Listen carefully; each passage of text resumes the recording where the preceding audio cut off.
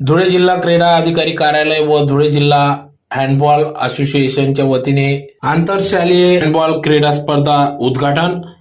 याबाबत अधिक वृत्त असे की आज दिनांक 19 सप्टेंबर 2025 रोजी धुळे जिल्हा गरुड मैदान या ठिकाणी धुळे जिल्हा क्रीडा अधिकारी कार्यालय व धुळे जिल्हा हँडबॉल असोसिएशनच्या वतीने आंतरशालेय हँडबॉल स्पर्धाचं उद्घाटन करण्यात आले। प्रसंगी या ठिकाणी प्राध्यापक डॉक्टर नरेश बागल, उदय पवार, मनदीप सिंग, सत्यजित सिसोदे, निखिल मोरे, नितीन वाडके, युवा नेते विक्की बाबा परदेशी आदी पदाधिकाऱ्यांच्या उपस्थितीत या ठिकाणी उद्घाटन करण्यात आले। तर दिनांक 18 सप्टेंबर ते 20 सप्टेंबर 3 दिवसीय आंतरशालेय हँडबॉल क्रीडा स्पर्धेचं आयोजन करण्यात आले।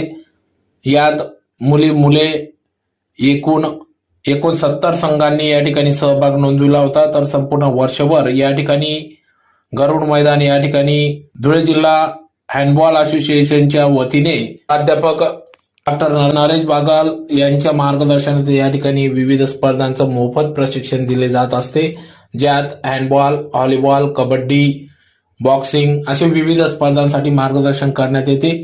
तर यावेळेस या कार्यक्रमाप्रसंगी या ठिकाणी प्रशिक्षक गवडी मॅडम या देखील उपस्थित होत्या। तर मोठ्या संख्येने स्पर्धकांनी या ठिकाणी सहभाग नोंदविला। तर विद्यार्थ्यांना क्रीडा स्पर्धक यांच्यासाठी या ठिकाणी धुळे जिल्हा हँडबॉल असोसिएशनच्या वतीने प्रोत्साहन देण्याचे कार्य या ठिकाणी या स्पर्धकांना केले जात असते।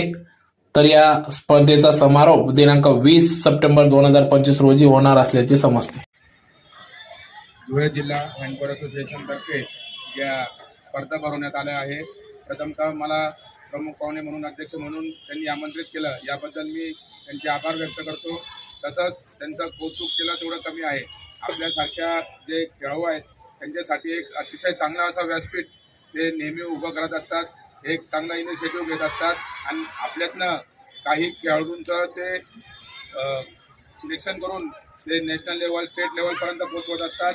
नेहमी त्यांचं कार्य असतं की आपल्यातले जे खेळाडू आहेत धुळे शहरातले, धुळे जिल्ह्यातले असे खेळाडूंना ते हेरून त्यांचं कौशल्य ओळखून त्यांना एक चांगलं व्यासपीठ करून देऊन त्यांचं प्रगती करून देतात, त्यांना वर जायसाठी संधी देतात। म्हणून त्यांचे समस्त भारतीय जनता पार्टीतर्फे और व्यक्ती समाजातर्फे त्यांचा आभार मानतो, त्यांचं अभिनंदन करतो। स्पर्धेचे उद्घाटन आज माझे सन्मित्र आणि भारतीय जनता पार्टीचे युवा नेते, भावी नगरसेवक जे कायम युवकांना प्रोत्साहित करत असतात, खेळाडूंना प्रोत्साहित करत असतात, धुळे शहरातल्या विविध उपक्रमात त्यांचा